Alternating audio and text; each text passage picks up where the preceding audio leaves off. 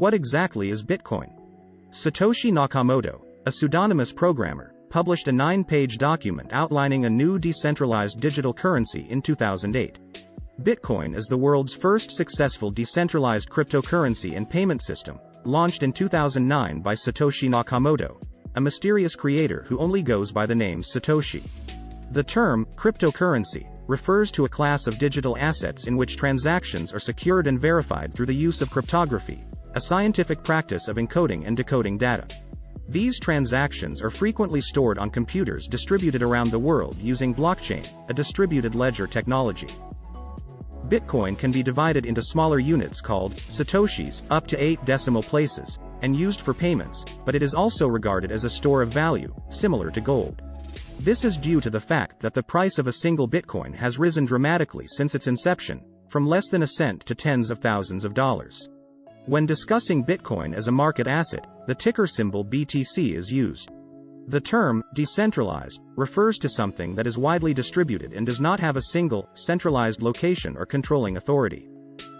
In the case of Bitcoin, and many other cryptocurrencies, the technology and infrastructure that govern its creation, supply, and security are not managed by centralized entities such as banks and governments. Instead, Bitcoin is designed so that users can directly exchange value with one another via a peer-to-peer network. A network in which all users have equal power and are connected directly to one another without the use of a central server or an intermediary company. This enables data to be shared and stored, as well as Bitcoin payments to be sent and received between parties in real time. The Bitcoin network is completely open, which means that anyone in the world with an internet connection and a device that can connect to it can participate without restriction.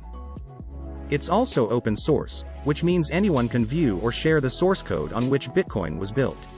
The simplest way to understand Bitcoin is to compare it to the internet for money. The internet is purely digital. No single person owns or controls it. It has no borders. Anyone with electricity and a device can connect to it. It operates 24 hours a day, 7 days a week, and users can easily share data with one another.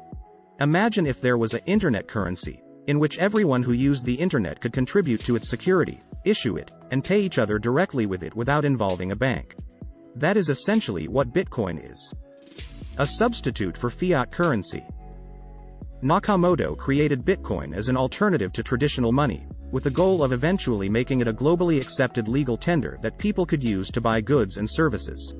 However, Bitcoin's utility as a payment method has been hampered by its price volatility. Volatility is a term used to describe how much the price of an asset changes over time.